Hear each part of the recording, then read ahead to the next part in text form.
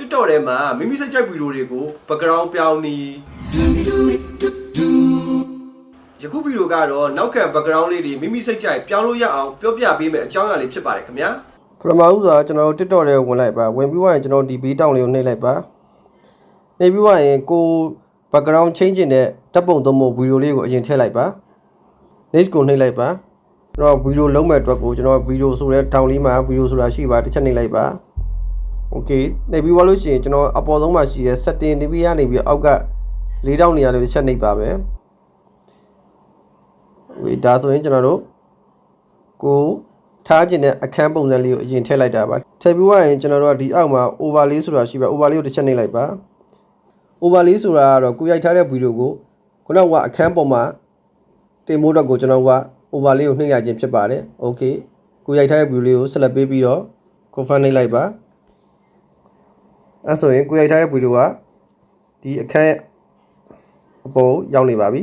အဲဒါကိုကျွန်တော်ကဟိုထိတ်ဆုံးလေးကိုလက်နဲ့ဆွဲပါမယ် Okay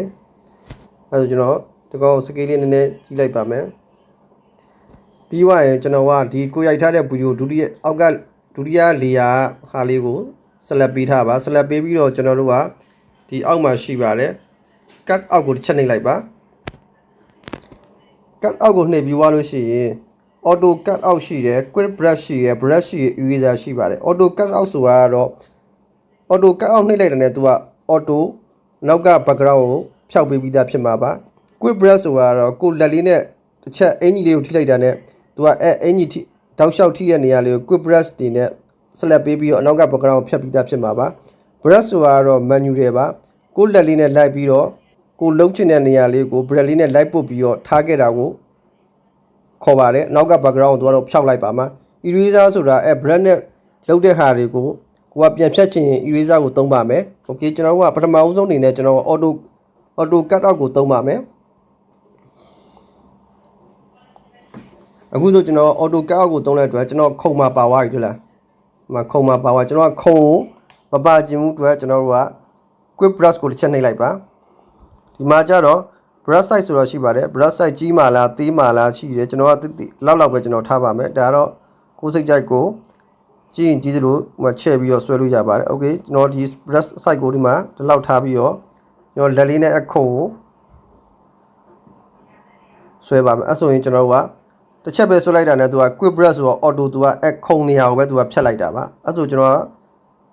မျက်လုံးလေးကိုဒီတောက်မှရှိအဖွင့်ပိတ်လုပ်ကြည့်ပါအဲ့ဆိုကျွန်တော်အနောက်က background ပြတ်သွားပါပြီပြီးသွားရင်ဆိုရင်ကျွန်တော်တို့ကဒီမှာ progressive လုပ်နေပါတယ်အဲ့ဒါတစ်ချက်လောက်စောင့်ပေးပါ okay cap out complete ဖြစ်သွားလို့ရှိရင်ကျွန်တော်တို့ကအမှန်ကြီးလေးကိုနှိပ်လိုက်ပါဒါဆိုရင်ကျွန်တော်တို့အခုကြည့်လိုက်ပါယ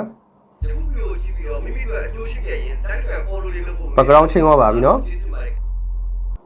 ဒါကတော့ကျွန်တော်တို့ background change ကိုပြောတာပါအဲ့မှာကျွန်တော်တို့က background ကိုနေရာပြောင်းခြင်းလည်းရပါတယ်ဆက်လက်ပေးပြီးတော့ကျွန်တော်က background ကိုကြီးပြီးတော့ဒီမှာအပေါ်အောက်ရွှေ့လဲရပါတယ်ကိုထားခြင်းတဲ့နေရာ background ကြီးတော့ကြောင်းရွှေ့လို့ရပါတယ်ယခုဗီဒီယိုကြည့်ပြီးတော့မိမိတို့အကျိုးရှိခဲ့ရင် like and follow လေးလုပ်ဖို့မမေ့ပါနဲ့အားလုံးကိုကျေးဇူးတင်ပါတယ်အခုသင်ခန်းစာလေးရော